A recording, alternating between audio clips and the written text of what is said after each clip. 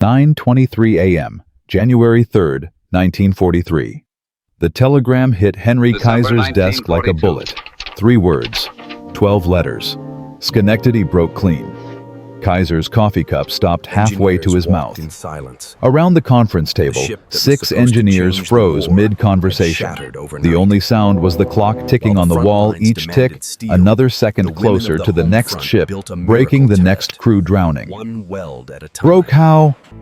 Kaiser's Her name was voice came Bessie, out flat. An MIT engineer His secretary who had refused learned to let fear the that warships tone. crack again. In half, sir. The messenger's theory, hand trembled, The welds holding the weren't yellow problem, paper. Snow. The At steel dock, itself was Portland too brittle Harbor, in the cold. 6:47 this morning. No With storm, conviction no and load. courage, Just she led thousands split. of welders to Thompson from rebuild what MIT failure dropped had his broken. pencil. That's impossible. Tell that to the 2 halves sitting in Oregon right now. Kaiser stood, walked to the window overlooking Under the Richmond silent Shipyard rain, number She 3. stood said, Below not as an 90,000 engineer, workers moved but like as the blood woman who cells held the through the line arteries of between America's failure war and machine. victory. A Liberty ship launched every 4.5 days. The industrial miracle that was supposed to win the war. Supposed to. How many? Kaiser asked the glass. Sir, how many ships have we lost to structural failure, not torpedoes, not bombs, our own goddamn steel giving up? Silence. The kind that answers questions nobody wants to ask. Production manager Davis cleared his throat, opened a folder he'd been trying to hide under his briefing papers. In the last 14 months, structural failures logged in 206 vessels. 19 broke completely, mostly North Atlantic. Cold water. 206. Kaiser turned around slowly. His face had gone white. We've been building death traps for over a year, and nobody thought to mention this. The war effort. Don't. Kaiser's fist hit the table. Coffee jumped in cups. Don't you dare hide behind the war. My son is on one of these ships. Your nephew, Davis. Your boy graduated Annapolis last month. Where's he assigned? Davis looked at his hands. Liberty ship. SS James Monroe. Left New York yesterday. The room went cold. Meeting adjourned, Kaiser said. Testing starts now. Every hull in production. I want stress readings, metallurgical analysis, and I want to know why our ships are committing suicide. He pointed at Thompson. You find me an answer by tomorrow, or find me someone who can. They scattered like shrapnel. Kaiser stayed at the window. Below, a welder's torch flared white-hot. The spark reminded him of his son's last letter. Dad, the ship groans at night. Like it's in pain. The guys joke about it, but I can hear the worry in their voices. His son was on the SS Robert Peary, launched 6 weeks ago. Still in Atlantic convoy rotation. Kaiser grabbed his coat. 2:15 p.m. Slipway. 7. The inspection team moved through the hull like surgeons exploring a cancer patient. Stress gauges, calipers, men with clipboards marking every weld, every seam. Kaiser followed behind them, learning a new language. The language of metal failure. Residual stress here reads 32,000 psi. One inspector called out. Spec says maximum 15,000. Plate bow on this section 1/4 inch over 30 feet. Weld penetration looks good, but the heat-affected zone shows grain boundary separation. English words, foreign meaning. Thompson caught up to Kaiser, his MIT education written all over his frustrated face. Sir, the math doesn't lie. We're following every specification. The steel meets Navy standards. The welding procedures are textbook. There's no reason these ships should be failing. Except they are. Except they are. Thompson pulled off his glasses, rubbed his eyes. It's like the ships are fighting themselves. The metal wants to come apart. Metal doesn't want anything. It's not alive. Then why does it act like it's trying to escape? Kaiser had no answer. He kept walking, kept watching inspectors mark failure after failure with red chalk. Every red X represented a weak point, a future crack, A potential grave. At section G he stopped. A welder was working alone in the corner surrounded by sample plates. But the work pattern was wrong. Everyone else welded in straight lines, efficient fast assembly line perfect. This welder kept starting in the middle, jumping to the other side, working in a chaotic zigzag that made no sense. "Who authorized that technique?" Kaiser asked the shift supervisor. The supervisor squinted. "That's Hamill. Night shift. She's eccentric. She's wasting time. Actually, sir, her rejection rate is the lowest in the section. We don't know why. She just doesn't produce bad welds." Kaiser watched the welder finish a seam flip, the plate start on the opposite side. When the helmet came off, dark hair spilled out. A woman, maybe 40. Tired eyes that had seen too many night shifts. She caught him staring, straightened. "Sir? You always weld like that." "Like what, sir?" "Like you're solving a jigsaw puzzle instead of following a procedure." Something flickered in her expression. Not defiance. Calculation. Like she was deciding whether honesty would cost her job. "May I show you something, sir?" Kaiser glanced at Thompson. The engineer shrugged. "We're collecting data anyway." The welder Hamill, according to her badge, pulled 2 plates from different racks, both 30 inches square, both welded. One looked perfect, flat, clean textbook. The other looked identical. "Standard procedure," she pointed to the first plate. "My method." She pointed to the second. "They look the same." "Look closer." Kaiser took the standard plate, set it on edge, sighted down the length like a carpenter checking lumber. The plate curved. Not much, maybe a 1/4 inch, but enough to see once you knew to look. He picked up Hamill's plate, sighted down it. Straight. Maybe a 1/16 of bow, if that. "How?" "Because I let it breathe, sir." "Steel doesn't breathe." "Yes, it does." She said it with the certainty of someone who'd argued this point before and lost. When you weld, you heat metal to 3,000 degrees. It expands. When it cools, it contracts. If you weld one side first, that side contracts first. Pulls the whole plate with it. Creates tension. The plate fights itself.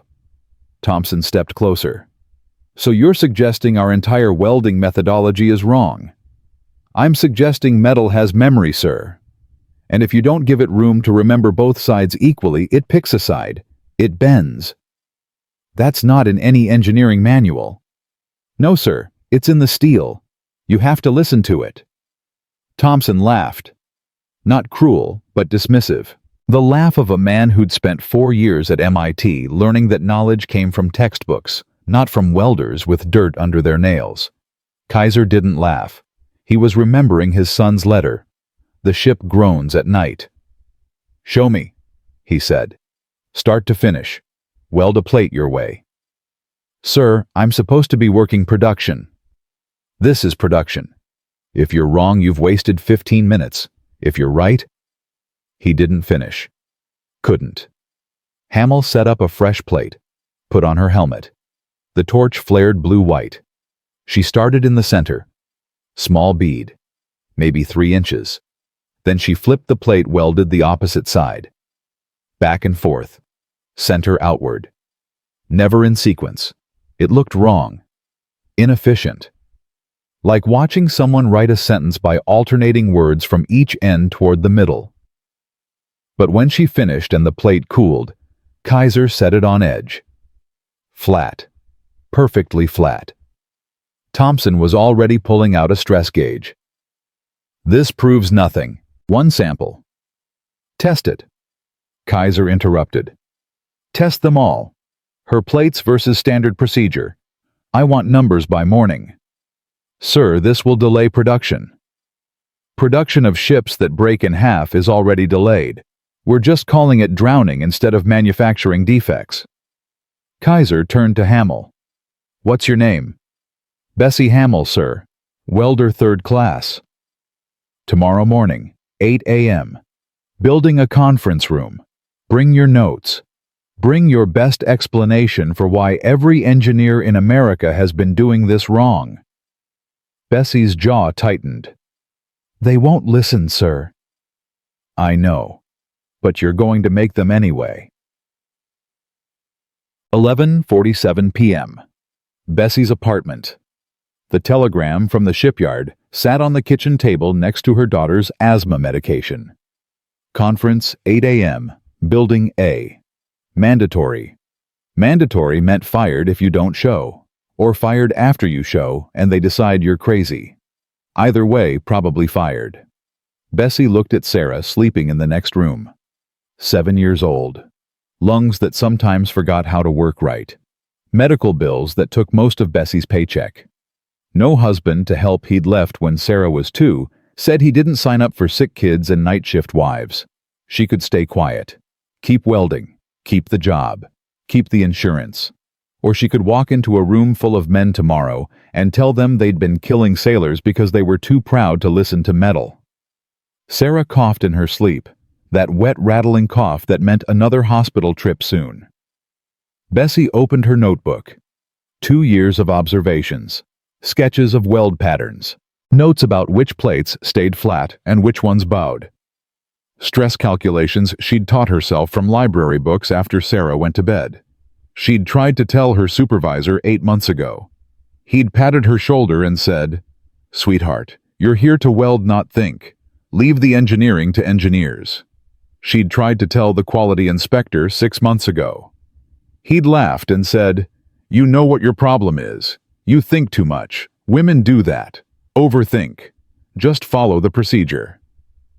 Tomorrow she'd try again, and they'd probably laugh again. But somewhere in the Atlantic, the SS James Monroe was carrying Davis's son through submarine-infested waters. And on the SS, Robert Peary Kaiser's boy was writing letters home about ships that groaned in the dark. Bessie picked up her pencil, started drawing diagrams for men who wouldn't want to see them. Sarah coughed again. Let them laugh, Bessie thought. At least I'll know I tried. Tugged. 7:53 a.m. Building a conference room. 17 men. 17 engineering degrees. 17 reasons this was going to fail. Bessie stood at the door coverall, still smelling like welding smoke, carrying a battered notebook and a piece of chalk. Through the window she could see Thompson reviewing papers with 2 other engineers. One of them glanced at her and smirked. Her hands started shaking. She gripped the notebook tighter. The door opened. Kaiser. Miss Hamill, thank you for coming. Didn't know I had a choice, sir. You don't, but I'm grateful anyway. He lowered his voice. Fair warning, they're going to try to tear you apart. Some of them think this is a waste of time. Others think I've lost my mind. One of them asked if you were my mistress, and that's why we're humoring you. Bessie's face went hot. And you said, I said if they asked that question again, I'd fire them into the Pacific and see if they floated better than our ships. Kaiser opened the door wider. Ready? No. Good. Neither am I. The conference room went quiet when she entered. 17 pairs of eyes tracked her movement to the blackboard. She could hear their thoughts. What's a welder doing here? Why is she in coveralls? Does she even know what residual stress means? Kaiser stood at the head of the table. Gentlemen, this is Bessie Hamill. She's worked night shift in Section G for 2 years. Yesterday she showed me something I've never seen in 30 years of manufacturing. She's going to explain it. You're going to listen. Then we're going to test her theory. Questions later. Mockery never. He sat down. 17 skeptical faces turned to Bessie. She picked up the chalk. Her hand shook so badly the first line came out jagged. This is a steel plate before welding, she started. Her voice came out too quiet. She tried again louder. Standard procedure says weld edge to edge. 1 pass. Efficient and fast. She drew arrows showing the welding sequence. But watch what happens. New drawing. The first edge gets hot, expands, then cools, contracts. Now you move to the next section. That section expands against the section that's already tight. The metal has nowhere to go. Except up, Thompson said from his seat. Not hostile, interested. Basic thermal dynamics. Exactly, sir. The plate bows. Now imagine that same process across 40 feet, 50, 100. Every seam fighting every other seam. The entire hull becomes a battlefield. She drew faster now, confidence building. Liberty ships have over 200 tons of welded seams. If every seam creates residual stress pulling in different directions, you're not building a ship. You're building a time bomb. One engineer, Jameson from General Electric, raised his hand. Miss Hamill, we account for thermal expansion. It's in the calculations. You account for it individually, sir, not collectively. Not the way stresses build on each other. Stack on each other. She drew concentric circles, arrows pointing inward. Like this. Every weld adds pressure. The cold water of the North Atlantic makes the steel brittle. One more wave, one more stress, and... She snapped the chalk in half. The crack echoed in the silent room. The Schenectady didn't break because of one bad weld, Bessie continued. It broke because of 10,000 good welds all pulling in the same direction. It broke because we taught metal to fight itself. Silence. Then Jameson again. So what's your solution? This was it. The moment they'd either listen or laugh her out of the room. Balanced welding, Bessie said. You weld center to edges. Alternate sides. Give the heat somewhere to go. Balance expansion on both surfaces. The metal doesn't know which way to pull, so it stays relatively flat. Relatively... Thompson walked to the board. That's not a specification. Relatively flat could mean anything. Sir, with respect, perfectly flat is impossible. Metal always has some stress, but we can minimize it, control it, work with the metal instead of against it. By welding in a random pattern that slows production by 30%? By welding in a pattern that doesn't kill sailors, sir. The room went still. Thompson's face flushed. That's not fair.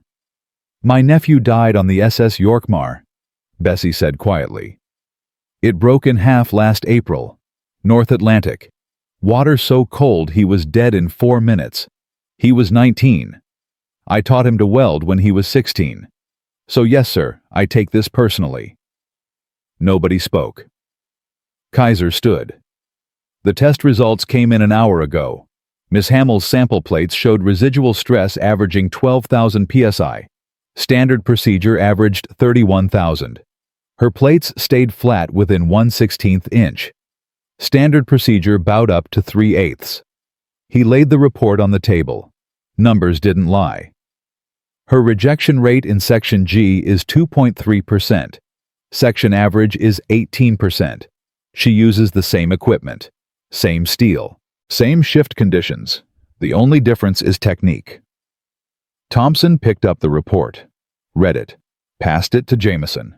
The paper made its way around the table like a jury verdict. Finally, Henderson from the Naval Architecture Board spoke. Even if this works, and I'm not saying it does, retraining 90,000 welders in the middle of a war, shutting down production for weeks, the Nazis would love that. The Japanese would celebrate. And if we don't? Kaiser asked. How many more ships break? How many more boys drown in water so cold their lungs seize before they can scream? Henderson had no answer. Kaiser turned to Bessie. How long to train one welder in your method? 2 days for basic technique, sir. A week for mastery. But what? They have to unlearn everything first. That's the hard part. Getting them to trust that what feels wrong is actually right. Can you teach it? Bessie looked at 17 men who still weren't sure they believed her. Then she thought about Sarah's medical bills. About her nephew's last letter, saying the ship was making weird noises. But don't worry, Mom, it's probably fine. Yes, sir, I can teach it. Then we start today. Kaiser turned to the room. 3 ships. Control group. SS Benjamin Warner gets built standard procedure. SS Victory Leader and SS Pacific Star get built with Hamill's method. We run parallel production full stress testing, and in 3 months we'll know if we're changing history or wasting time. And if her method fails, Henderson asked. Then I fire myself, and you can tell Congress that Henry Kaiser bet the war on a welder's hunch and lost. Kaiser looked at Bessie. But she's not wrong. I can feel it.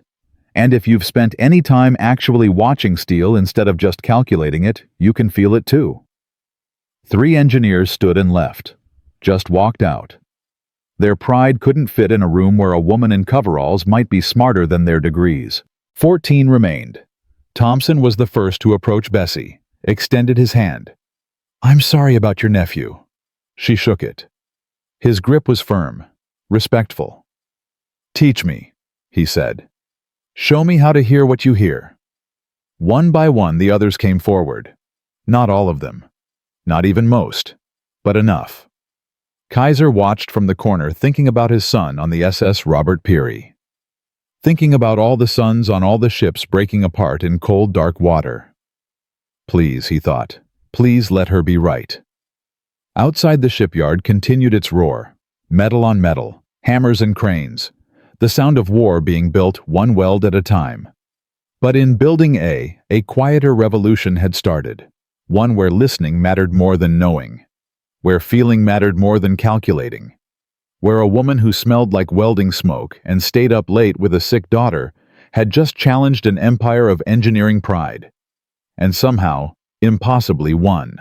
The test began at 6:00 a.m., February 10, 1943.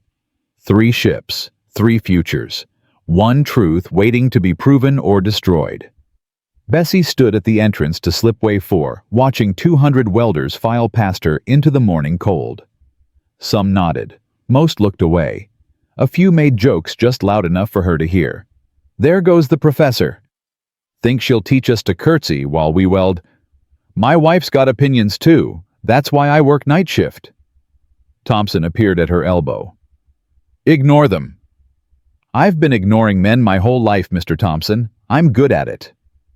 "Charles, if we're going to revolutionize shipbuilding together, you should call me Charles." Bessie smiled despite herself.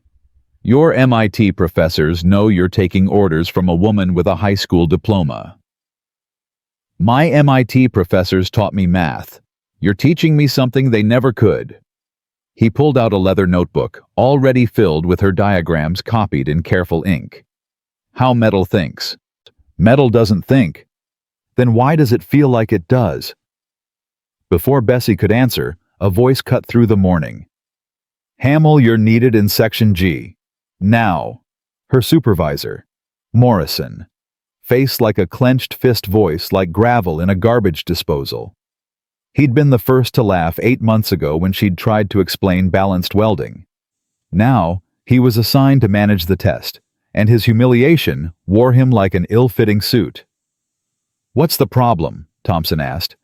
"Problem is, I got 200 men standing around waiting for instructions from someone who thinks steel has feelings." Morrison spat into the dirt. "We're behind schedule before we even start." "The schedule is 3 months, Bessie said quietly. "It's been 45 minutes. 45 minutes of welders gossiping instead of working. You know what that costs? $300 an hour. Your little experiment is already in the red." Thompson stepped forward. "Mr. Kaiser himself authorized." "Kaiser ain't here. I am. And in my yard, we follow procedures that work, not fairy tales from night shift." Bessie felt the blood drain from her face. This was it. The moment she'd feared. Morrison would sabotage the test report failure, and she'd be back to night shift if she was lucky. Fired if she wasn't. But then something happened she didn't expect. A welder stepped out of the crowd. Big man, scarred hands, face that had seen 30 years of shipyards. His badge read, "Kowalski, lead welder." "Morrison," Kowalski said. "Shut up." The silence was absolute. "My boy's on the SS Nathaniel Greene." Kowalski continued. "Left Halifax 3 days ago. Every night I pray that ship holds together. Every morning I wake up wondering if today's the day I get the telegram." He turned to Bessie. "You saying you can make ships that don't break? I'm saying I can try. Then teach me, teach us all, because I'd rather learn from someone who's trying something new than keep doing what we know kills people." One by one, other welders stepped forward. Not all of them, maybe 30 out of 200, but 30 was enough. Morrison's face went purple. "Kowalski, you're saving my son's life," Kowalski finished.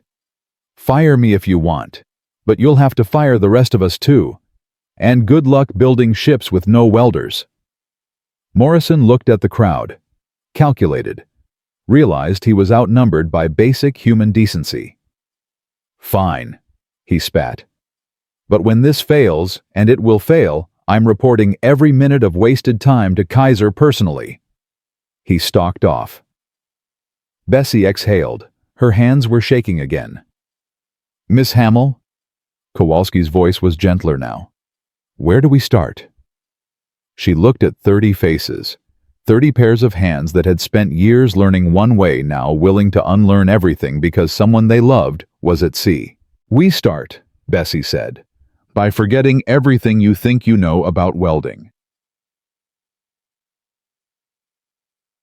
The first day was chaos. Welders kept defaulting to old patterns. Muscle memory fought conscious thought. Bessie watched a man named Chen start a perfect center weld, then automatically drift to edge-first technique halfway through. The plate came out twisted like a carnival mirror. "Damn it!" Chen threw his helmet. "I can't do this. My hands won't obey my brain." "Then stop thinking," Bessie said. She picked up his helmet, handed it back. "You ever play piano?" "What, no?" "Me neither. But my daughter takes lessons. Her teacher says you can't think about each finger. You have to feel the music. Let your hands follow the rhythm." She set up a fresh plate. "Welding's the same. Don't think about procedure. Feel the heat. Listen to the metal. It'll tell you when to flip, when to pause." "That's insane." "Maybe, but try it anyway." Chen put his helmet back on, started welding. This time, when his hands drifted toward old habits, Bessie touched his shoulder. Not to stop him, just to remind him to listen. The plate came out straighter. Not perfect, but straighter. "Again," Bessie said. By lunch, Chen had produced 3 acceptable plates. By dinner, 7. By the end of the week, he was teaching others. That's how revolution happens. Not in grand declarations, but in one person teaching another person who teaches another. Knowledge spreading like a benevolent virus. But viruses have antibodies. And Morrison was immune to change. 3 weeks in the sabotage started. Small things at first. Supply requisitions that got lost. Stress gauges that mysteriously malfunctioned. Bessie's teaching schedule conflicting with shift rotations so half her students couldn't attend. Then, bigger things. On March 5th, Bessie arrived to find her sample plates missing. All 47 of them. 3 weeks of careful documentation gone. Morrison shrugged when she confronted him. "Probably recycled. Scrap metal's valuable in wartime. Can't keep track of every piece." Those were labeled, numbered, tracked. Mistakes happen. Thompson was ready to file a formal complaint. Bessie stopped him. "It doesn't matter," she said. "Like hell it doesn't. He's destroying evidence." "He's scared. Men do stupid things when they're scared." She pulled out her notebook. "I photographed every plate, recorded every measurement. He can destroy steel, but he can't destroy data." That night, Bessie worked late copying her notes. She made 3 copies, kept one at the yard, one at home, one in a safety deposit box at the bank. Sarah helped her carefully transcribing numbers in her child's handwriting. "Mama, why is that man mean to you?" "Because I'm trying to change something he thinks is already perfect." "But the ships break." "I know, baby." "Then it's not perfect." Bessie hugged her daughter. 7 years old and already understanding what Morrison refused to see. "No, it's not." Dead. April 17th. The first test results came in. Kaiser assembled everyone in the main conference room. Engineers, welders, Navy inspectors, Maritime Commission representatives. Even Morrison showed up, arms crossed, face set in a sneer. The stress analysis reports covered the table like evidence at a trial, which in a way it was. Bessie on trial for daring to think. Morrison on trial for refusing to. Commander Phillips from the Navy opened the first folder. SS Benjamin Warner, standard construction. Final stress testing shows residual stress averaging 28,000 psi across major hull plates. 14 critical points exceed 35,000 psi. Metallurgical analysis indicates high probability of brittle fracture in temperatures below 40 degrees Fahrenheit. He set down the folder, opened the second. SS Pacific Star, Hamill method. Residual stress averaging 11,500 psi.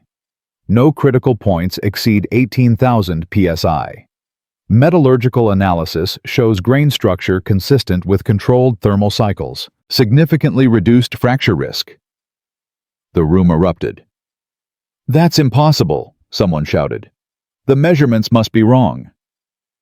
"Did we use different steel?" Phillips raised his hand. Silence fell. "Same steel, same suppliers, same welders in many cases. The only variable was technique." He looked directly at Morrison. "Hamill's method works, indisputably." Morrison's sneer faltered. "But production time increased by 32%. Phillips interrupted. "Which sounds bad until you realize we're currently losing ships at a rate that requires building 40% more vessels to maintain fleet strength. If Hamill's method reduces failures by even half, we gain net efficiency." "We haven't proven it reduces failures," Morrison argued. "Just stress readings. That doesn't mean—" "My son wrote me last week," Kowalski said from the back of the room. Everyone turned. "He's on the SS Pacific Star, one of the test ships. He said it's the first ship he's been on that doesn't groan at night. He said it feels solid, quiet, like the steel is resting instead of fighting." His voice cracked. "That's my boy saying that. My boy who knows I helped build his ship the new way. So don't you dare tell me it doesn't matter." Morrison had no response. What could he say to a father's fear and hope tangled together? Kaiser stood. Effective immediately, all new construction adopts the Hamill balanced welding method. We're retraining the entire workforce. Morrison, you'll oversee the transition. Morrison's face went white. "Sir, you'll oversee it because you're the best supervisor we have, and because I believe even stubborn men can learn when their country needs them to." Kaiser's voice softened slightly. "We're all learning, Morrison. Some of us just learn slower than others." It wasn't forgiveness, but it was a chance. Morrison took it with clenched teeth and wounded pride, but he took it. The retraining took 8 weeks. Bessie worked 20-hour days, teaching, correcting, answering questions, proving over and over that, yes, this works. Yes, trust the process. Yes. Metal has memory and rhythm and a language all its own. Some welders took to it naturally. Others struggled. A few refused and were reassigned to other tasks. But most learned, because most had someone at sea. A son, a brother, a nephew, a friend. Someone whose life depended on steel holding together in cold, dark water. Thompson became her assistant, translating her intuitive knowledge into engineering terminology that could be taught in classrooms. Together, they wrote the manual that would eventually be distributed to every shipyard in America. "You know what's funny?" Thompson said one night, both of them exhausted, surrounded by diagrams and coffee cups. "MIT taught me to calculate stress. You taught me to feel it, and feeling it makes me better at calculating it." "Because the math follows the metal," Bessie said, "not the other way around. They should put that on our diplomas." Sarah's condition worsened in May. Bessie missed 3 days of work sitting beside a hospital bed watching her daughter fight for breath. The medical bills piled up faster than her paychecks could cover them. When she returned to the yard, she found an envelope on her desk. Inside, a check from Kaiser personally. Enough to cover the hospital. Enough for 2 months of medicine. The note said simply, My son writes that his ship is the quietest he's ever served on. Thank you for giving me hope. H.K. Bessie cried for the first time since her nephew died. Not from sadness. From the strange realization that sometimes doing the right thing costs everything and pays back in ways you never expected.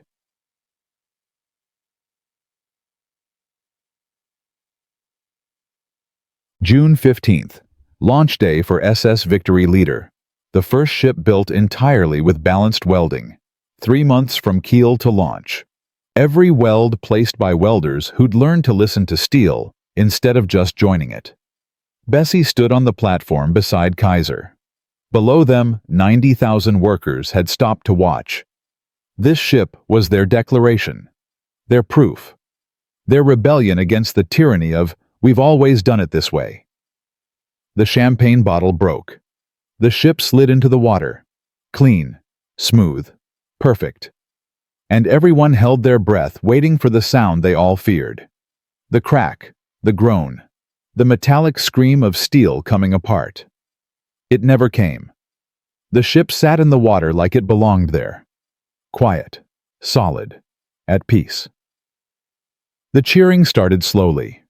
1 person, then 10, then 100.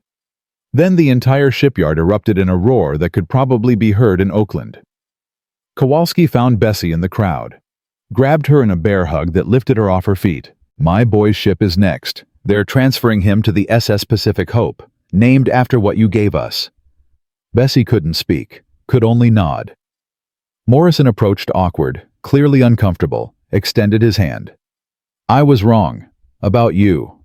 About all of it." She shook his hand. His grip was firm now, respectful. "I'm still an ass," he continued. "That won't change, but I'm an ass who's going to make damn sure every welder in this yard learns your method, because—" He paused, swallowed. "Because my brother's on a Liberty ship, and I'd like him to come home." "We'll bring him home," Bessie said. "All of them." That night Kaiser held a celebration. Champagne and speeches, recognition and awards. The governor came. The press. Everyone who wanted to be seen celebrating the triumph of American ingenuity. Bessie left early. Took the bus home. Found Sarah sleeping peacefully, her breathing steady for the first time in weeks. She sat beside her daughter's bed and opened her notebook. On the last page, she wrote June 15th, 1943. "Today we launched a ship that knows how to breathe. Today, 90,000 people learned to listen. Today, we proved that the quietest voice in the room can change the world if the world is brave enough to lean in and hear it. My nephew is still dead. That won't change. But maybe some other mother's son will come home because we learned to let steel breathe. That's enough. It has to be enough." Outside her window, the shipyard continued its work. The sound of metal on metal. The sound of war being won, one weld at a time. But underneath that sound, if you listened carefully, you could hear something new. The sound of steel resting. Quiet. No longer fighting itself. The sound of hope measured in PSI and plate thickness and temperature cycles. The sound of a woman who'd taught the world that sometimes the most revolutionary act is simply paying attention to what's been screaming at you all along. The telegram arrived August 3rd, 1943. 2:17 p.m. Bessie was teaching a class of 35 welders when Morrison walked in face gray, holding the yellow paper like it might bite him. "Hamill. Outside. Now." The welders went quiet. Everyone knew that tone. Everyone knew what yellow telegrams meant. Her legs moved on their own. Through the door. Into the hallway. Morrison's hand on her shoulder, the first kind touch he'd ever given her. "It's not Sarah," he said quickly. "Your daughter's fine." The relief lasted exactly 1 second before terror replaced it. "If not Sarah, then it's Kowalski's boy. SS Pacific Star. Torpedoed 400 miles off Iceland. Went down in 11 minutes. Morrison's voice cracked. 23 survivors. His son wasn't one of them. The floor tilted. Bessie grabbed the wall. But that ship, we built it right. The balanced welding. It passed every test. It wasn't the ship, Morrison said. German U-boat. 3 torpedoes. Even the best steel can't survive that. Bessie's mind refused to process it. David Kowalski, 22 years old. She'd met him once when he visited the yard, watched his father show him the welds they'd done together, the pride in both their faces. David had shaken her hand and said, "Thank you for keeping my dad safe while he keeps me safe." And now he was dead. Not from faulty steel, from 3 tons of explosives designed to kill regardless of how well you'd built your ship. "Where's Kowalski?" Bessie asked. "Slipway 7. He's been standing there since the telegram came. Won't move. Won't talk. I thought maybe you—" Morrison trailed off. She found him standing at the water's edge, staring at the hull of a half-finished Victory ship. His hands hung at his sides like dead things. His face looked carved from stone. "Mr. Kowalski." He didn't turn. They said it was quick. That's what they always say. Quick. Like that makes it better. Like dying in 7 minutes instead of 70 matters when you're drowning in the North Atlantic. Bessie stood beside him. Said nothing. What could she say? What words existed for a father's grief? "I keep thinking," Kowalski continued, "if we'd built it the old way, if it had broken apart sooner, maybe he would have got to a lifeboat faster. Maybe the delay killed him. Maybe I killed him by making the ship too strong to break." "Don't." Bessie's voice came out sharper than intended. "Don't do that. Your son died fighting Nazis. He died on a ship that held together long enough for 23 boys to get off alive. 23 mothers who won't get telegrams because we built that ship right. But my boy, your boy, died honorably on a ship his father helped build with love and skill and everything you knew how to give him." She grabbed his arm, forced him to look at her. "We can't build ships that survive torpedoes, Mr. Kowalski. We can only build ships that give men a fighting chance. Your son had that chance. 23 boys used that chance. That's because of you, because of what we learned together." Kowalski's face crumpled. He sobbed once harsh and broken, then caught himself, straightened, nodded. "I need to work," he said. "I can't go home yet. I can't tell my wife yet. I just need to weld something." "Then let's weld." They worked side by side until midnight. Not talking, just welding.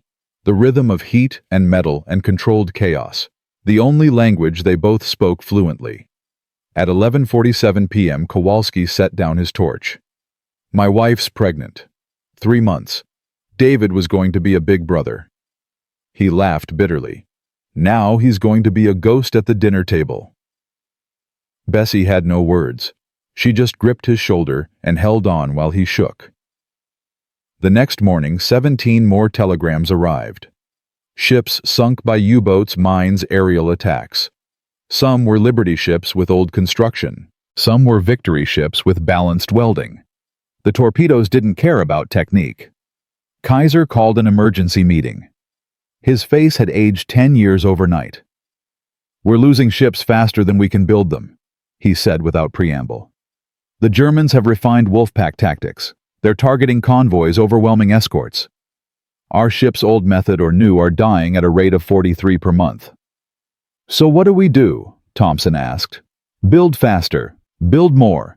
Build until we're launching 4 ships a day instead of 2. Kaiser looked at Bessie. "Which means we need your method to become standard operating procedure across every American shipyard. Not just Richmond, everywhere." "That's 18 shipyards," Bessie said. 47,000 additional welders to train. That's impossible." "So was what you already did.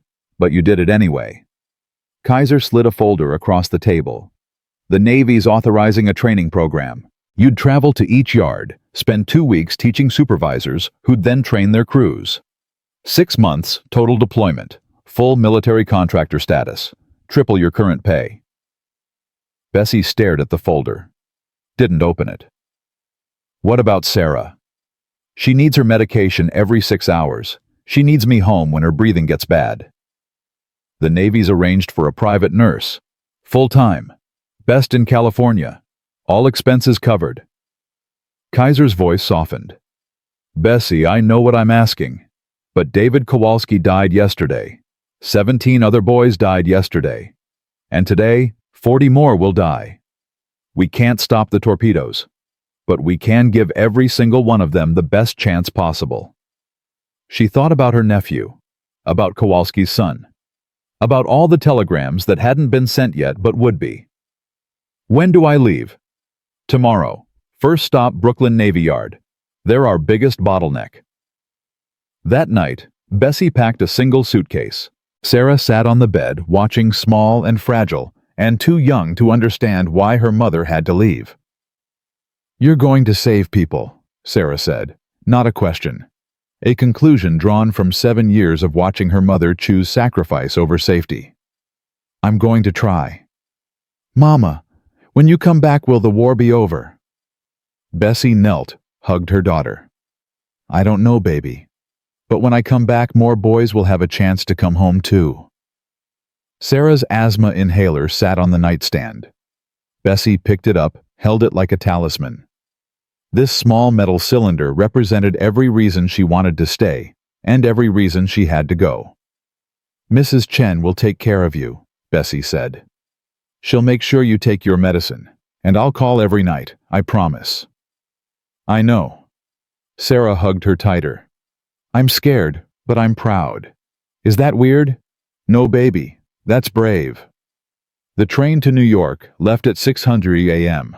Bessie watched California disappear through the window. Her notebook open on her lap. Diagrams and calculations spread across the pages like a map to a country that didn't exist yet. Brooklyn Navy Yard, September 12, 1943. The yard supervisor's name was Patterson. Face like a brick wall, voice like a cement mixer. He met Bessie at the gate with arms crossed and skepticism radiating from every pore. So, you're the miracle worker Kaiser sent. I'm the welder Kaiser sent. Miracles are above my pay grade. Patterson almost smiled. We got 11,000 welders here. 2 shifts. Maximum production rate. You're telling me we gotta slow down and retrain everybody in the middle of the biggest naval operation in history. I'm telling you that your current method is killing sailors and you know it. His face hardened. Careful. We've lost ships, sure, but we've also launched 214 vessels that are winning this war. And how many of those 214 are still afloat? Patterson's jaw tightened. He knew the numbers. Everyone knew the numbers. They just didn't say them out loud.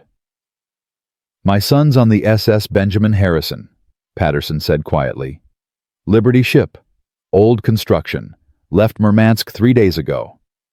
He pulled out a letter worn from repeated reading. He writes that the ship moans at night, says it sounds like it's in pain. What am I supposed to tell him, that his father built him a coffin? You tell him you're fixing it, starting now.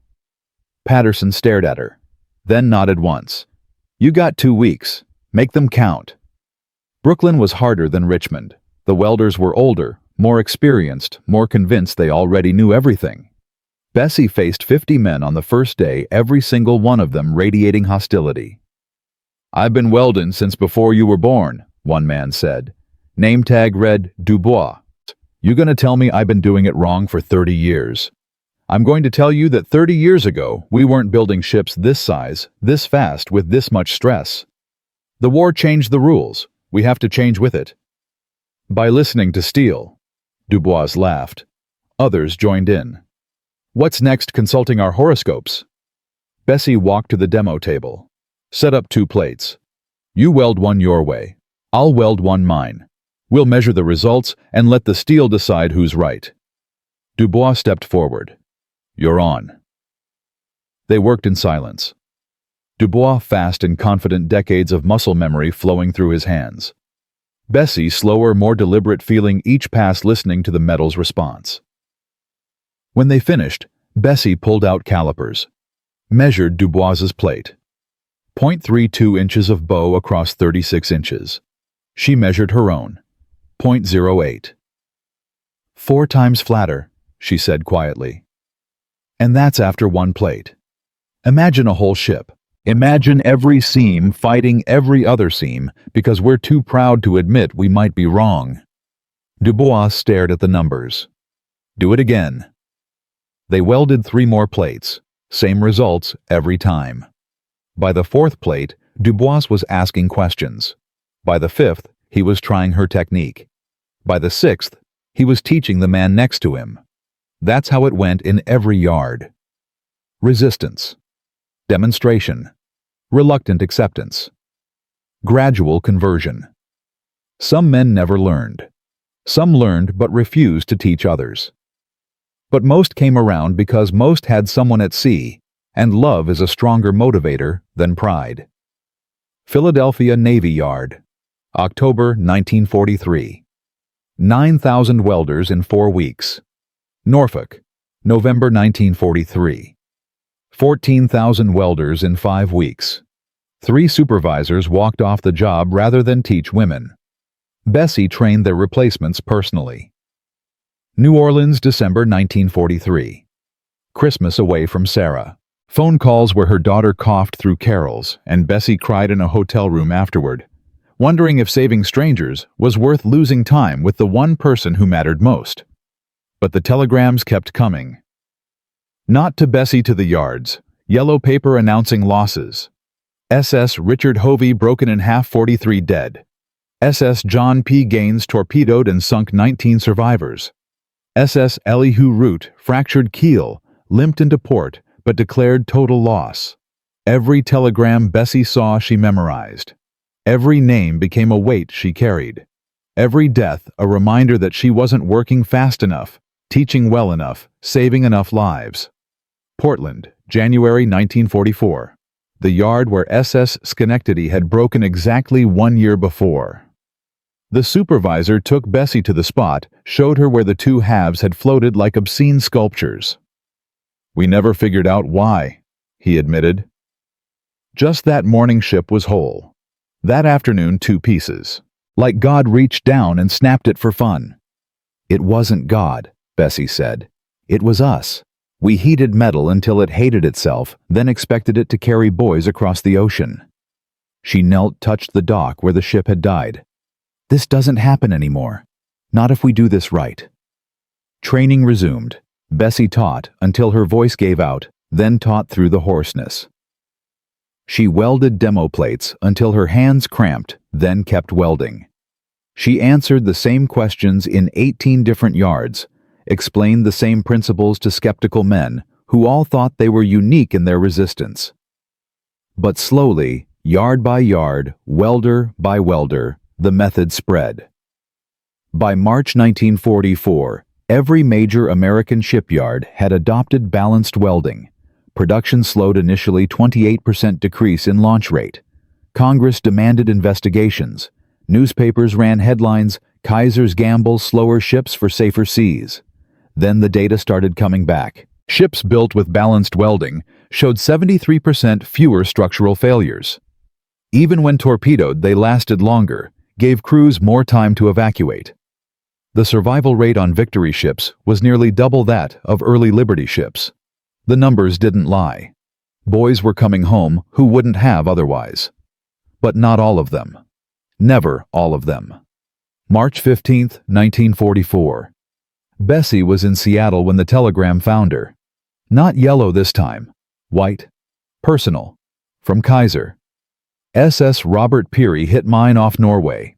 Sank in 18 minutes. 142 survivors. My son among them. He says the ship held together long enough. Says he wouldn't be here without what you taught us. I don't have words for what I owe you.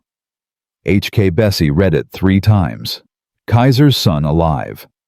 Her teaching her method, her middle-of-the-night observations had saved the life of the man who'd gambled his entire empire on her hunch. She should have felt triumphant. Instead, she felt exhausted. Because for every Kaiser's son who survived, there was a Kowalski's son who didn't. For every success, a failure. For every telegram announcing survival, 3 more announcing death. The war was a math problem with no right answer. You could only minimize loss, never eliminate it. Seattle. Navy Yard, April 1944. Her last stop. 6 months on the road. Sarah's 8th birthday missed. Her daughter's asthma attacks managed by nurses, while Bessie taught strangers how to save other people's children.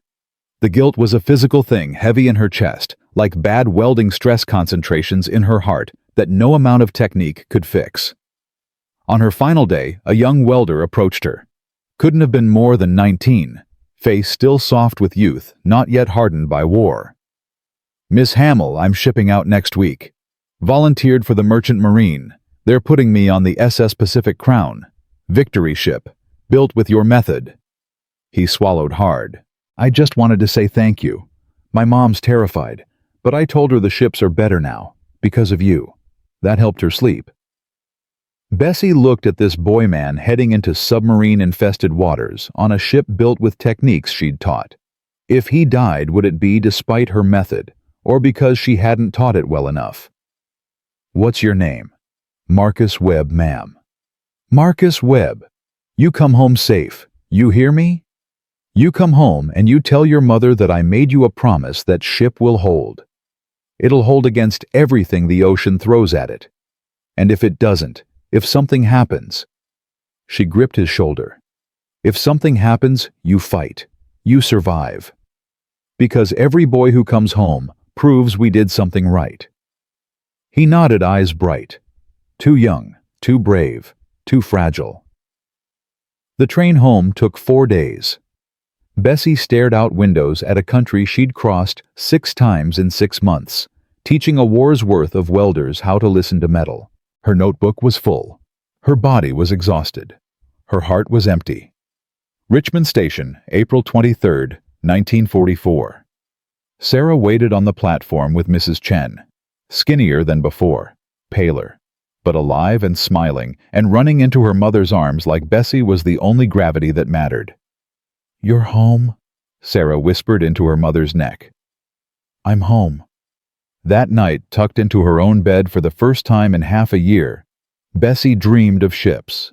Not breaking, not sinking, just floating quietly under stars, carrying boys who would become men, who would have children, who would never know that their existence depended on a welder who taught the world to let steel breathe.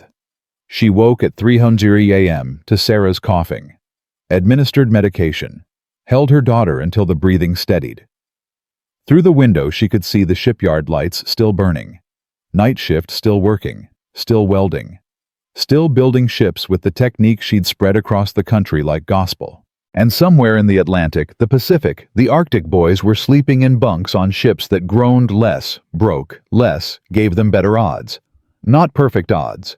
War allowed no perfection. But better. Measurably better. In the mathematics of survival, sometimes better was enough. The war ended May 8, 1945, but Bessie didn't celebrate. She was at the hospital with Sarah when the announcement came over the radio. Victory in Europe. Hitler dead. The Third Reich collapsed. People in the streets were crying, cheering, kissing strangers. Church bells rang across Richmond like the sky itself was singing. Sarah looked up from her oxygen mask, eyes bright with fever. "Did we win, Mama?" "Yes, baby, we won." "Because of your ships." Bessie stroked her daughter's hair. "Because of a lot of things, a lot of people." What she didn't say. Because 405-3999 American servicemen died. Because 671, 278 were wounded. Because the cost of winning was measured in caskets and missing limbs, and men who'd never sleep peacefully again. The ships had helped. The statistics proved it. Of the 531 Victory ships launched with balanced welding, only 3 suffered catastrophic structural failure. Compared to 441 Liberty ships built before the method change, with 223 total losses to structural issues. Numbers. Cold. Clean. Hiding the fact that 3 failures still meant 3 crews, 3 sets of telegrams, 3 clusters of mothers who'd never see their sons again. Mathematics couldn't account for grief. Thompson found her in the hospital cafeteria at midnight, coffee cold in front of her, staring at nothing. "Bessie, we've been looking for you. There's a ceremony tomorrow. Navy's giving out commendations. Kaiser wants you there. They're calling you the woman who saved the fleet." "I didn't save anyone," Bessie said flatly. "I just made the odds slightly better." Nah. 387 sailors survived ship failures that would have killed them otherwise. Naval intelligence confirmed it. Your technique gave them time to evacuate. Those are lives, Bessie. 387 beating hearts because you were stubborn enough to argue with engineers. And the ones who died anyway. The ones on ships I trained, the welders for ships I personally inspected, who went down because a torpedo doesn't care how balanced your welding is. Her voice cracked. "You want me to stand on a stage and accept an award while David Kowalski's mother buries an empty casket?" Thompson sat down across from her. "His mother will be there tomorrow. She specifically asked for you." Bessie's stomach dropped. "Why?" "Because she wants to thank you. Because David's last letter home mentioned the ship felt solid, felt safe. Because even though he died believing his father had given him the best chance possible." Thompson slid a telegram across the table. She wrote this, read it. Bessie picked up the paper with shaking hands. "Miss Hamill, my son David died doing his duty on a ship his father helped build with pride. Stanley tells me you taught him to make steel breathe, to listen to what the metal needed. I think maybe that's what we all need to learn. To listen. To breathe. To give each other the best chance we can. David had that chance because of you. He didn't make it, but 23 other boys did. Their mothers get to sleep at night. That's because of you too. Please come tomorrow. Let me thank you for giving my husband something to be proud of, even in his grief. Martha Kowalski." Bessie read it 3 times. The words blurred. "I don't deserve this." "None of us deserve anything," Thompson said quietly. "We just do our best and hope it's enough. Come tomorrow. Let people thank you. Let yourself believe that what you did mattered." The ceremony was at noon in the main assembly yard. 3,000 workers, press photographers, naval officers in dress whites, a podium draped in bunting, the whole production. Bessie wore the only dress she owned, 15 years old, and let out twice to account for weight she'd gained, then lost, then gained again, through years of night shifts and stress. Sarah sat in the front row, with Mrs. Chen's oxygen tank hidden discreetly under her chair. Admiral Chester Nimitz himself presented the commendation. The Navy Distinguished Public Service Award. Gold medal in a velvet box. Words about innovation, dedication, saving American lives. Bessie stood there feeling like a fraud. She hadn't saved lives. She'd just made ships slightly less likely to commit suicide. The real heroes were dead in the Atlantic Pacific Arctic. Boys who'd never come home to receive medals. Then Martha Kowalski approached the podium. She was smaller than Bessie expected. Gray hair pulled back severely. Eyes that had cried themselves dry. She took the microphone with hands that trembled. "My name is Martha Kowalski. My son David was 22 when he died on the SS Pacific Star. The Navy says he drowned when a German submarine torpedoed his ship 400 miles off Iceland." Her voice caught, steadied. "But before he died, he wrote home. Told us about the ship, how solid it felt, how his father had helped build it, how a woman named Bessie Hamill had taught them all to make steel that didn't fight itself." She turned to look directly at Bessie. "You didn't save my son. I know that. Nothing could have saved him from 3 torpedoes. But you gave him confidence. You gave his father purpose. You gave 23 other mothers their sons back alive, and you gave me the knowledge that my David died on a ship built with love and skill and everything we knew how to give him." Martha stepped down from the podium, walked directly to Bessie, embraced her. "Thank you," she whispered. "Thank you for trying." Bessie couldn't speak, could only hold this woman who'd lost everything and somehow found grace in the wreckage. The ceremony continued. More speeches, more awards. Kaiser received recognition for innovation in mass production. Morrison got a supervisor's commendation. Even Thompson was acknowledged for technical documentation. But Bessie kept thinking about Martha's words. Thank you for trying, not for succeeding, not for winning, just for trying. Maybe that's all any of them could do. Try, keep trying.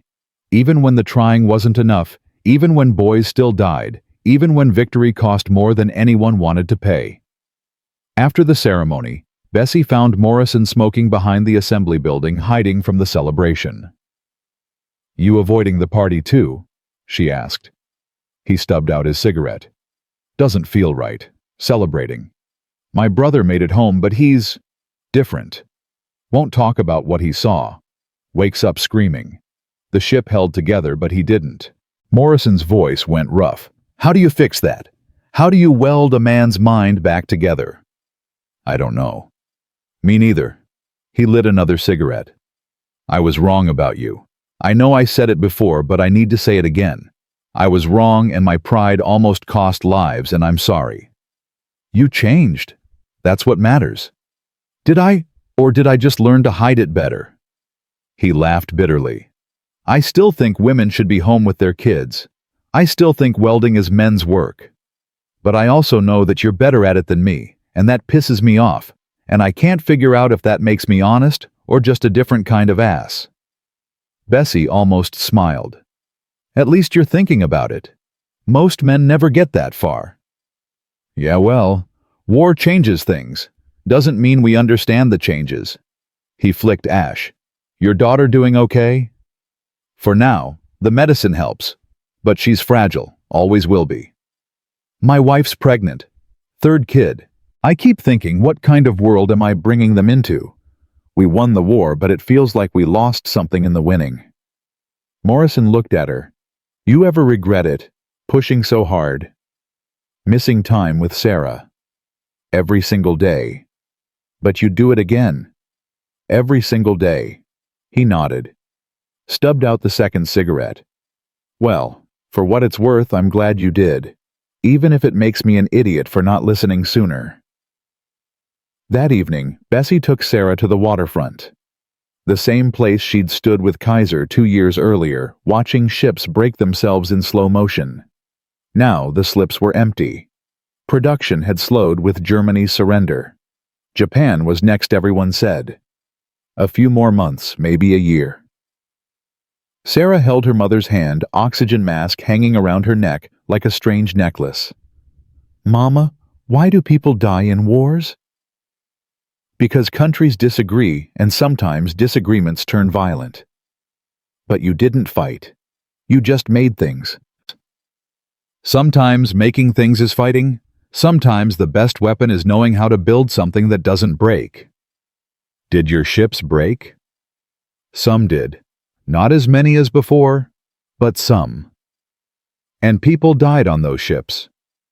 Yes, baby. Sarah thought about this. But some people lived who wouldn't have otherwise. Yes. Then it was worth it. Right? Bessie knelt so she was eye level with her daughter. I don't know if it was worth missing your 8th birthday. Worth not being there when you needed your medicine at 2 a.m. Worth all the nights you were scared and I was in Seattle or Philadelphia or Brooklyn teaching strangers. Her throat tightened. I saved people I'll never meet and lost time with the person I love most. How do I calculate that? What's the math on worth? Sarah hugged her. Small arms around Bessie's neck, fierce and desperate. You taught me that helping people matters. Even when it's hard. Even when it hurts. That's what you always said. I know. So maybe both things are true. Maybe it was worth it and also too expensive. Maybe that's okay. Bessie held her daughter and cried. 8 years old and already wiser than most adults. Already understanding that life wasn't equations with clean solutions, but messy compromises between competing goods. The surrender of Japan came August 15, 1945. Sarah had been in the hospital for 3 days with pneumonia when the announcement blared over the ward radio. Victory over Japan. The war officially over. Nurses were crying, hugging each other. Patients well enough to stand did so saluting or just raising fists in triumph. The whole hospital erupted in chaotic celebration. Sarah slept through it all, oxygen mask fogging and clearing with each labored breath. Bessie held her hand and thought about Marcus Webb, the young welder from Seattle, who'd shipped out on the SS Pacific Crown. She'd never heard whether he'd made it home. Probably never would. He was just one boy among millions, one life she'd touched briefly before the war swallowed him. But somewhere, maybe he was celebrating with his mother. Maybe the ship had held. Maybe her method had bought him enough time to survive whatever the Pacific threw at him. Maybe he was kissing a girl he'd dreamed about for 18 months, planning a future that included children and grandchildren who'd never know how close they came to not existing. Or maybe he was dead in a grave marked only by coordinates and a serial number. Both possibilities existed simultaneously until someone bothered to check. Thompson visited the hospital the next day, still wearing his party clothes from the night before. Drunk or still drunk, hard to tell. "We did it, Bessie. We actually did it. Won the goddamn war." "You're drunk." "I'm celebrating. There's a difference." He sat heavily in the visitor's chair. Naval report came in yesterday. Final statistics. Victory ships had a 94% survival rate for crew, even when sunk by enemy action. Liberty ships built before your method 67%. That's a 27-point difference. 27% more sailors came home because you argued with me in a conference room. And the 6% who didn't are dead. Like the 33% who were always going to die. Like all the boys in all the wars in all of history. Thompson leaned forward. "You can't save everyone, Bessie. You can only save who you can save. And you saved thousands. Literal thousands."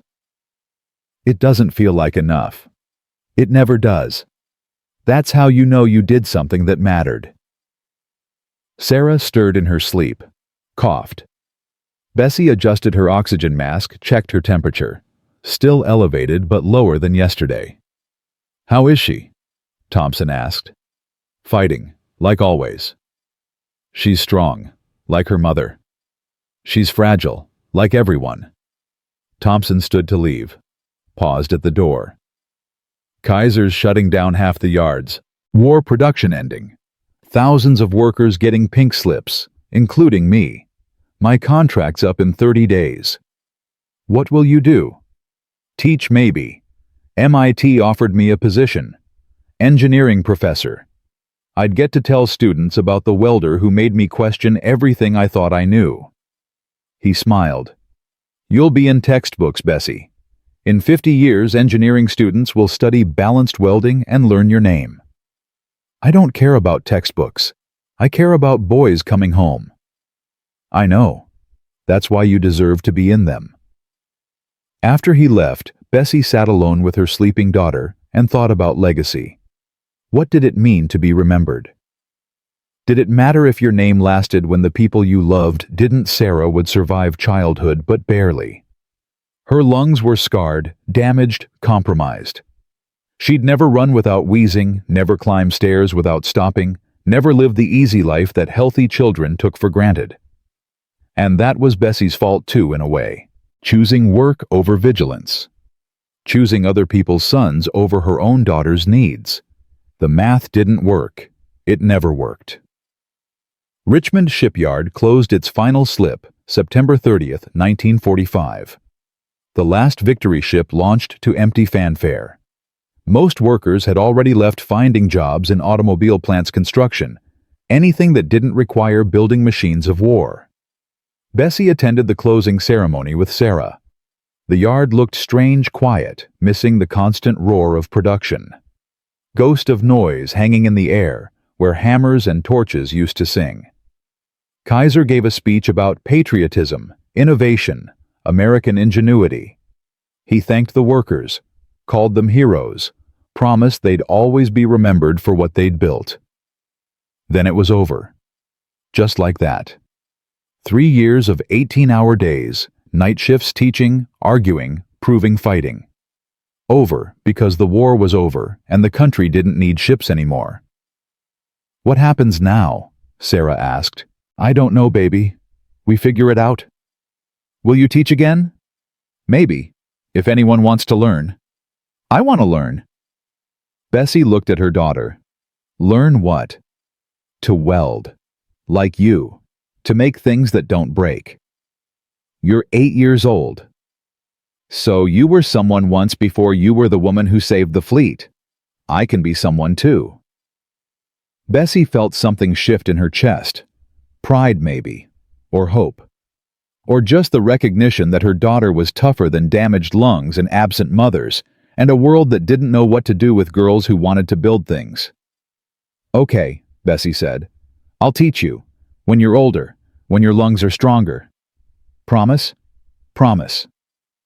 They walked home through streets suddenly full of men in uniform. Boys who'd been soldiers coming home to find jobs that didn't exist. Futures that looked nothing like the ones they'd left behind. Victory had come. But it had come too late for 405-399 Americans who'd never see it. Too late for the boys in the North Atlantic, the Pacific, the European theater. Too late for David Kowalski and all the names Bessie had memorized from telegrams she'd seen in 18 different shipyards. The ships had held. Most of them. The sailors had fought. Most of them. The war had been won, eventually. But freedom had arrived dragging a bill that would take generations to pay. And all Bessie could do was hold her daughter's hand and hope that the world they'd fought for would be worth the cost of winning it. The first year of peace was the hardest. Bessie found work at a machine shop in Oakland, welding industrial equipment for half her wartime pay. The owner hired her, reluctantly made it clear she was only there because all the men were either dead or finding better jobs elsewhere. You understand this is temporary, he said on her first day. Once things normalize, we'll need the position for a veteran. I understand. What she understood, the country had needed women when men were dying. Now that men were coming home, women were supposed to disappear back into kitchens and nurseries, pretend the war years never happened. But Bessie's hands remembered. Her body remembered. Every morning she woke at 500 a.m. muscle memory from 3 years of night shifts, refusing to let her sleep past dawn. She'd make coffee, check on Sarah, then sit at the kitchen table with her notebooks reviewing diagrams no one wanted to see anymore. Thompson wrote occasionally. He'd taken the MIT position, was teaching structural engineering to boys who'd just finished fighting. His letters were careful, academic, avoiding anything that sounded like nostalgia. The students are bright but arrogant. They trust math more than intuition. I'm trying to teach them what you taught me, that sometimes the answer isn't in the equation. Sometimes you have to listen. Most think I'm crazy. A few are starting to understand. Kaiser sent a Christmas card in 1945. Generic, pre-printed, signed with the secretary's handwriting. No personal note. Bessie threw it away. Morrison visited once spring of 1946. Showed up at her door unannounced, holding a bottle of whiskey and looking 10 years older than he should. I got fired, he said without preamble. New management at the yard. They're converting to commercial shipping. Don't need supervisors who specialized in wartime production. I'm sorry. Don't be. I deserved it. I was an ass. He held out the whiskey. Came to apologize properly. And to ask advice. My daughter, the baby, she wants to learn welding. Wife thinks I'm insane for considering it. Says welding isn't women's work. Bessie almost laughed. You asking me for permission to teach your daughter something I had to fight you to teach grown men. I'm asking if you think she can handle it. Physically. She's small, weak lungs like your Sarah. Sarah wants to weld too. I told her she has to wait until she's stronger. Will she ever be stronger? The question hung between them. Honest. Brutal. Both knowing the answer. Probably not, Bessie admitted. But she can be careful. She can be smart. She can learn to work within her limitations. Morrison opened the whiskey, took a drink, passed the bottle. To our daughters, may they be braver than we deserve. They drank on the porch until midnight, trading stories about the war, the ships, the boys who'd died, and the ones who'd come home broken. Neither of them cried. They were too tired for tears. When Morrison left, he shook her hand. His grip was firm, respectful. For what it's worth, Bessie, you were right. About everything. And I was a fool for taking so long to see it. We were all fools, Morrison. We just fooled ourselves in different ways. Sarah turned 9 in 1946, 10 in 1947. Her lungs didn't improve. She grew but fragile, like a plant stretching toward light it could barely reach. The medical bills never stopped. Bessie worked 6 days a week at the machine shop, took side jobs welding farm equipment on Sundays. She never told Sarah that teaching her to weld might be impossible. Never said that weak lungs and welding fumes were a dangerous combination. Just kept promising, when you're older, when you're stronger, knowing that day might never come. Then Marcus Webb found her. It was October 1948, 3 years since the war ended. Bessie was welding a fractured crane arm when someone knocked on the shop door after hours. She pulled off her helmet. Young man standing there, maybe 25, wearing a suit that didn't quite fit. Face she didn't recognize but somehow knew. Miss Hamill, I'm Marcus Webb. We met in Seattle, spring of 1944. I was shipping out on the SS Pacific Crown. The memory snapped into focus. Baby-faced welder volunteering for the Merchant Marine. She'd made him a promise your ship will hold. You're alive. Yes, ma'am. Barely. But alive. He stepped into the shop, moving with a limp she didn't remember. The Pacific Crown took 2 torpedoes off Okinawa. April 1945. Sank in 23 minutes. I was one of 47 survivors. The ship held together long enough for us to get the lifeboats launched. Naval report said it shouldn't have. Said the damage should have split the keel immediately. Bessie set down her torch. But it didn't. Because someone taught the welders who built that ship how to make steel that doesn't fight itself. Marcus pulled an envelope from his jacket. I went to Richmond looking for you. They said you left. Took me 2 years to track you down. I had to come. Had to say thank you. Had to tell you that my mother got to meet her grandkids because you were stubborn enough to argue with people who thought they knew better. He handed her the envelope. Inside, a photograph. Marcus in a hospital bed, bandaged and exhausted, holding a newborn baby. On the back, written in careful script, Marcus Jr., born March 3, 1947, named after the ship that brought his father home. Bessie's hands shook. You named your son after a ship. I named him after survival, after the chance you gave me. Marcus's voice cracked. 47 of us got off that ship. 47 families that aren't grieving. That's because of you. And the ones who didn't get off, the crew members who drowned while the ship was sinking slowly enough to give you time? They're why I'm here too. To tell you that even the ones who died had a chance. Even the ones who didn't make it died knowing their ship had held as long as it could. He wiped his eyes. That matters, Miss Hamill. In war, that's all we get. A chance. You gave us that. After he left, Bessie sat alone in the empty shop holding the photograph. A baby named after survival. A legacy measured not in medals or recognition, but in lives that continued forward generation by generation because steel had learned to breathe. She went home and told Sarah the story. Her daughter listened quietly, then said, Mama, I want to meet him. Marcus Jr., when he's older. I want to tell him his name means something. What does it mean? That listening matters more than being loud. That caring matters more than being right. That one person paying attention can change everything. Sarah coughed, caught her breath. That's what you taught the world. That's what his name means. In 1951, Thompson published a textbook, Structural Integrity in Welded Construction. The entire 3rd chapter was about balanced welding. Bessie's name appeared 47 times.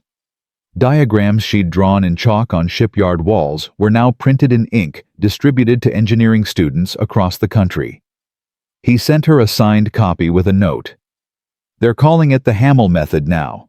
I tried to tell them you'd hate the attention. They didn't care. Neither do I.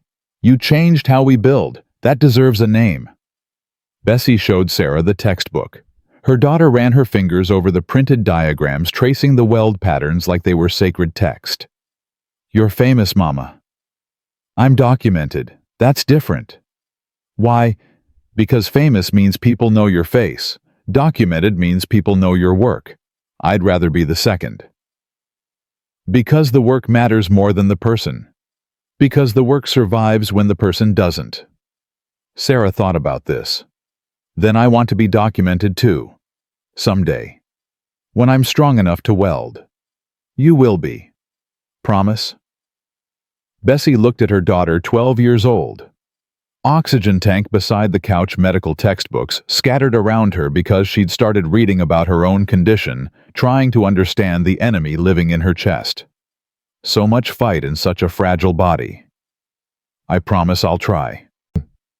The Korean War started in 1950. The shipyards reopened. The government called it a police action, but the telegrams looked the same as before. Yellow paper. Regret to inform. Died in service. Bessie was offered a supervisor position at Mare Island Naval Shipyard. Triple her current salary. Training contract for new welders. All the things that should have felt like vindication. She turned it down. "Why?" Sarah asked. "It's everything you worked for."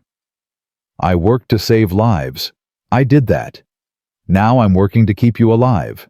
That matters more." "But you could save more lives, more sailors, more Marcus Webbs. At the cost of missing more of your life. I already lost your 8th birthday, your 9th. Too many nights when you needed me, and I was in Seattle or Brooklyn or Philadelphia teaching strangers." Bessie's voice went hard. "I'm not doing that again. Let someone else save the world. I'm staying home." Sarah cried, not from disappointment, from relief, from finally having her mother present instead of always halfway out the door. That night, Bessie burned her notebooks, all of them. Every diagram, every calculation, every observation about how steel thinks and breathes and needs to be listened to. 3 years of work gone in an hour of flames. Thompson called it vandalism when she told him. Morrison called it waste. Kaiser, in a rare personal letter, called it a tragedy. Bessie called it freedom. "The textbooks have everything they need," she told Thompson over the phone. "The method is documented. The shipyards know how to teach it. They don't need me anymore." What if they forget? What if new engineers make the same mistakes? Then they'll relearn. Or they won't. But it won't be my responsibility anymore. I gave 3 years. That's enough. Is it? The question haunted her. Was it enough? Could it ever be enough when boys were still dying? Ships were still sinking. Wars were still being fought. But Sarah was 12 and fragile and needed a mother more than the Navy needed another supervisor. So Bessie chose, and lived with the choosing. The machine shop closed in 1954. Bessie found work at a technical school teaching basic welding to veterans on the GI Bill. Boys who'd seen combat learned to kill, now learning to build. Some of them were good. Some struggled. All of them carried weight that had nothing to do with welding technique. One student, Taylor 23, missing 3 fingers on his left hand, asked her after class, "You're the Bessie Hamill, right? The one from the war." "I'm a Bessie Hamill. Don't know about the..." "The textbook we're using mentions you. Says you changed how ships are built." "I made a suggestion. Other people implemented it." "That's not what my CO says. He was Navy, served on a Victory ship, says those ships saved his life." Bessie packed her tools. "Your CO give you his name?" "Lieutenant Phillips." "Why Commander Phillips?" "The man who'd read the stress reports in Kaiser's conference room, who'd said Hamill's method works, indisputably." "Tell him I said hello," Bessie said. "Tell him I'm glad he made it home." Sarah turned 16 in 1955. Her lungs had stabilized, not improved, but stopped deteriorating. She'd learned to manage her limitations, carry an inhaler everywhere, know her limits and respect them. And she'd learned to weld. Not from Bessie directly. From books, from observation, from watching her mother work in the garage on weekends. By 16, Sarah could lay a decent bead, understood heat control, could read metal stress by sound. "I want to apply to trade school," she announced one night. "Your lungs are mine to risk. You risked everything to teach strangers. I want to risk something to learn from you." They argued for weeks. Bessie terrified, Sarah stubborn. Finally, a compromise: Sarah could attend trade school if she worked in ventilated areas, took breaks every hour, always wore proper respiratory protection. Sarah agreed, thrived, graduated second in her class, got a job at a commercial fabrication shop making structural steel for buildings. "You're building things that don't move," Bessie observed. "Bridges don't sink. Buildings don't get torpedoed. Seems safer." Sarah smiled. "Plus, I'm using your method. The engineers here are amazed at how flat my welds stay.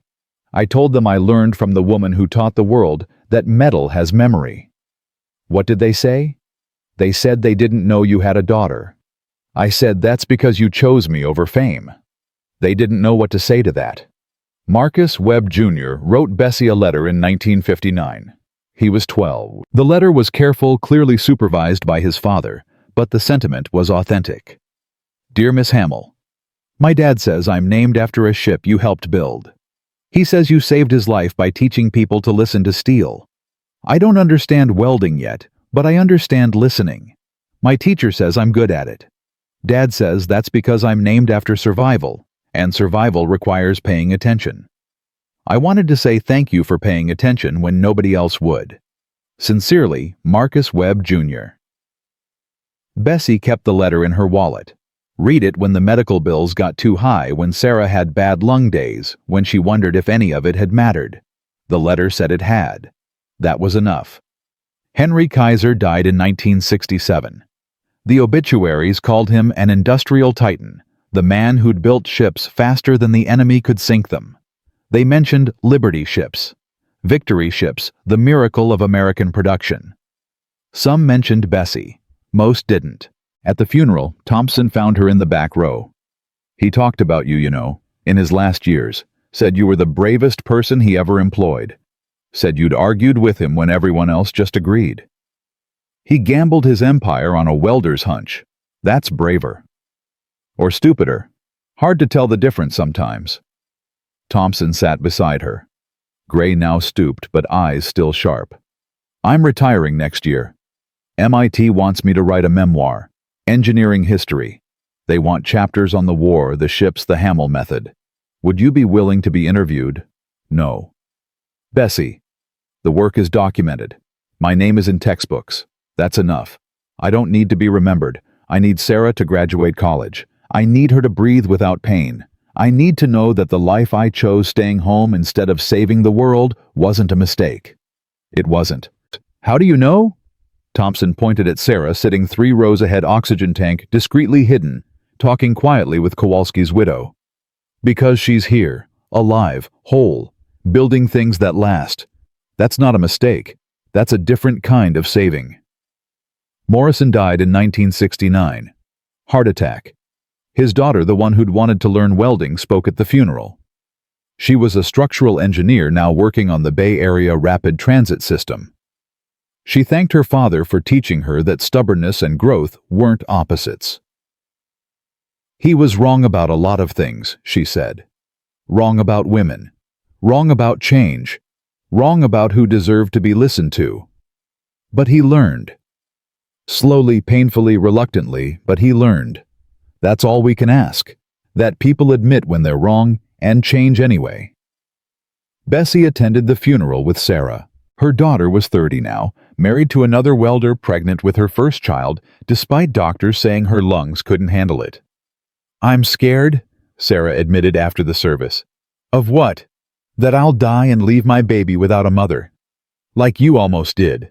Like you chose not to." "I didn't almost die. I almost lost you by choosing work over presence." But you saved thousands. And almost lost the one person who mattered most. That's not a win, Sarah. That's a gamble that happened to work out. Sarah rested her hand on her belly. If this baby lives when this baby lives, I'm teaching them about you. About balanced welding and listening to steel and being stubborn enough to argue with the world. Teach them about compromise too. About knowing when to stop fighting. Did you stop really? Bessie thought about the textbooks with her name, the engineers using her method, the bridges and buildings and ships still being built with techniques she'd pioneered, the legacy that kept growing despite her attempts to walk away from it. No, she admitted. I just stopped volunteering. The work kept going without me. Because you built something that didn't need you to survive. That's the best kind of legacy. Sarah's daughter was born in 1970. They named her Bessie, Little Bess. She was small, premature lungs underdeveloped. She spent 3 weeks in NICU fighting for breath. On the day they brought her home, Sarah handed the baby to Bessie. Your namesake, your legacy. Don't let her forget where she comes from. Bessie held the infant, feeling the fragile weight, the shallow breathing, the sense that this tiny life was both impossibly strong and impossibly fragile, like steel under stress fighting to hold together. I'll tell her everything, Bessie promised. When she's old enough to understand. I'll tell her about ships and welding and listening to things everyone else ignores. I'll tell her that her great-grandmother was just a woman with a welding torch who happened to pay attention. That's not just anything, Mama. That's everything. Bessie Hamill died in 1987. Heart failure. Quick and relatively painless. She was 72 years old. The obituary in the Richmond paper was 3 lines. Bessie Hamill, retired welder, died peacefully at home. Survived by daughter Sarah, granddaughter Bessie, and 3 great-grandchildren. Services private. No mention of victory ships. No mention of the thousands of lives saved. No mention of the textbooks, or the method, or the revolution she'd started in a shipyard conference room 44 years earlier. The Associated Press picked up the story 3 days later. Someone had noticed the name, connected it to engineering history. That obituary was longer, more accurate, but still incomplete. It talked about innovation and wartime production, but missed the real story. The real story was the nurse who'd taken care of Sarah during Bessie's training tours. The husband who'd left because he couldn't handle a wife smarter than him.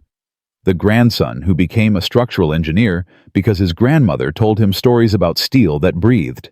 The great-granddaughter who became a materials scientist and won a MacArthur Fellowship for research on stress distribution in composite structures.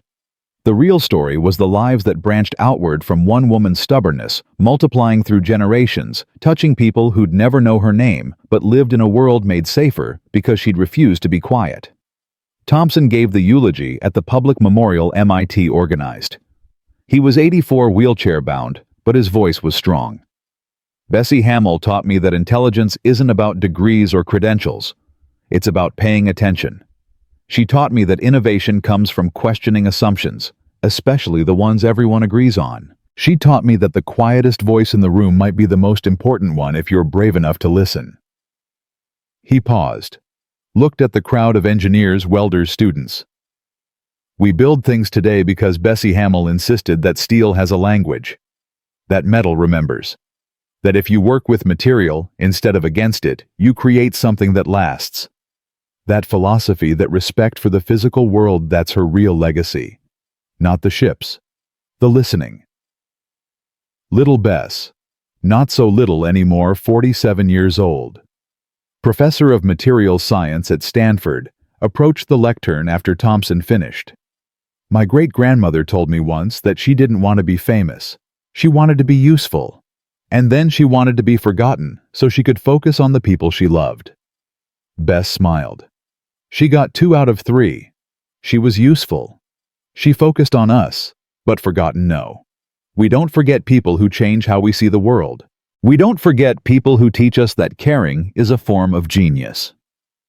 After the memorial, Marcus Webb Sr., now 72 himself, grandfather of 5, approached little Bess. Your great-grandmother saved my life. I named my son after that. He's named his daughter after her. 3 generations carrying forward the name of a woman who just wanted to make steel breathe. He handed Bess a photograph. The same one he'd given Bessie in 1948. I kept this all these years. Thought you should have it. Thought you should know that everything you are, everything you've built stands on the foundation of a woman who cared more than she was supposed to. Bess took the photograph, studied it. A young man in a hospital bed holding a newborn baby, both alive because someone had listened to metal. Thank you, she said, for remembering, for naming, for carrying forward. Thank you for being proof that her choice to come home to choose her daughter over fame wasn't a mistake. Look at you. Look at what came from that choice. Today, in 2025, the SS Jeremiah O'Brien is one of only 2 operational Liberty ships remaining. It's docked in San Francisco, a floating museum, a reminder of the ships that carried the war to victory. Below deck in the engine room, there's a small plaque most visitors don't see. It says, "In memory of Bessie Hamill, 1915 to 1987, and all the welders whose skill and dedication built the ships that brought our servicemen home." They taught us that listening is a form of courage, that questioning is a form of patriotism, that the quietest voice sometimes carries the most important message. Every year, on August 15th, Victory over Japan Day, little Bess makes the trip to San Francisco. Brings her children, her grandchildren, shows them the plaque, tells them the story of a woman who argued with engineers and one then walked away from fame to raise a daughter with weak lungs and a strong heart. Your great-great-grandmother changed the world, she tells them, then chose you over the world. Remember that. When you're given the choice between recognition and love, between fame and presence, between saving strangers and holding the people who matter most, remember that both choices cost something. But only one lets you sleep at night. The story of Bessie Hamill isn't taught in most schools. Her name appears in engineering textbooks, but rarely in history books. She never received the Presidential Medal of Freedom, never testified before Congress, never became the symbol of women's wartime contribution that she could have been. But every bridge that doesn't collapse, every building that withstands earthquakes, every ship that doesn't break in cold water, they all speak her language. They all carry her lesson. Listen to the material work, with its nature, give it room to breathe. That's the legacy that matters. Not monuments or museums or medals. Just the quiet, persistent truth that one person paying attention can change everything, and that choosing love over legacy doesn't diminish what you've built. It just changes who gets to see you build it. In the end, history remembers the loud. But the world is built by the ones who listen. And sometimes, if we're very lucky, those listeners teach us not just how to build better, but how to live better, how to choose, how to sacrifice, how to measure worth, not in recognition, but in the people we save, the lives we touch, the small stubborn acts of caring that ripple forward through generations. Bessie Hamill saved thousands, then saved the one life that mattered most. Both were acts of genius. Both deserve to be remembered. If you believe her name should live beyond textbooks, beyond plaques, beyond the 3-line obituary that almost erased her, share this story. Write her name in the comments. Tell someone that history isn't just made by the ones who shout. It's made by the ones who listen, who question, who care enough to argue with the world, and then care enough to walk away when the people they love need them more. That's the lesson. That's the legacy. That's what remains when the noise stops, and all that's left is the truth one woman with a welding torch taught the world how to breathe.